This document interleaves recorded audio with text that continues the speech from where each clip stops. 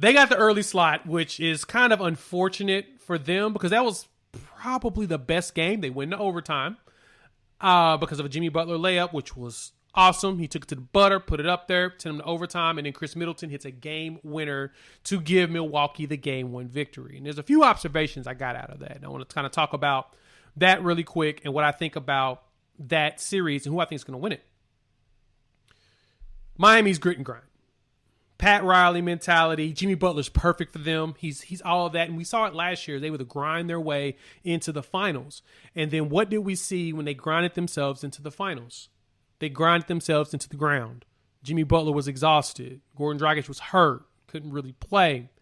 They started to fall apart. And the young boys could not step up. Bam Adebayo can only do so much. He got hurt, blah, blah, blah. So this year we have this, and they're grinding. They're very dependent on Jimmy Butler on the offensive side to get things going and defensively. Bam Adebayo does have an argument for Defensive Player of the Year. He's looking really, really good.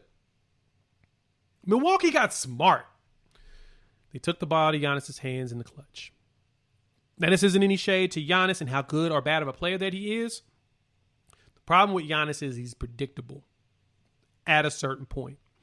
When the game's in the clutch and it's more iso ball and you have to focus and everybody goes for real half-court offenses to not only A, cut some time, but B, make sure they get a score because every possession is critical at the end of the game, you can't give the ball to Giannis. It's been proven the last couple of years. As Giannis has gone at MVP and been borderline unstoppable, he was stopped. 2 years in a row. Teams figured it out. Let Giannis try to figure it out. After a while, he's not going to be able to make it through because there's not much transition at that point. So Giannis is better when he's bully balling in transition and early in games. But at the end, you get the ball into guys, Chris Middleton, Drew Holiday, let them run the O and make it happen. Now, Chris Middleton, I don't think is the most clutch guy when it comes off the top of the head, but he plays at a pretty clutch level. I mean, he hits some pretty good shots. He's a solid defender, and he's got a jumper that's nice. Hence, he hit that game winner. But what hurts Miami in this game more so than anything is that Milwaukee went 5 for 31 from three. And Miami went 20 for 50 from three. They shot 50 freaking three-pointers. That tells me they're going to lose the series. Miami's going to lose this time around. If Milwaukee's not hitting very many threes at 5 for 31, which is awful, and then you're making 40% of your threes and you didn't win the game, and it was just close, once Milwaukee starts making those shots, there's probably going to be more blowouts. There's going to be a bigger margin of victory. I expect these to be at least 7 to 10 point victories moving forward for Milwaukee.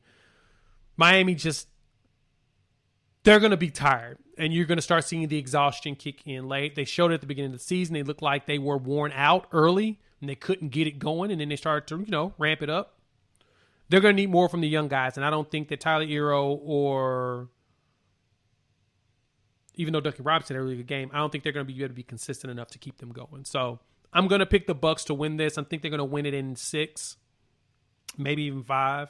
But it's going to be no more than 6. They're not going too deep. It's going to be, actually, to be honest, I'm going to stick to 5. I think it's going to be Bucks in 5. And I only say that because I think Miami's going to be too tired to keep it going. Next year, Miami's going to be a force to be reckoned with. This year, I just think the exhaustion kicking in from going to the finals last year is going to slow them up. So that's my thoughts on the Bucks versus the Heat, and the unfortunate thing of them being the first game at 12 o'clock on a Saturday. God, that's the slot you put a team that you don't care about, and I think that will be adjusted moving forward. The series is probably the grind, the battle of it. The league's going to appreciate more, and it'll end up going.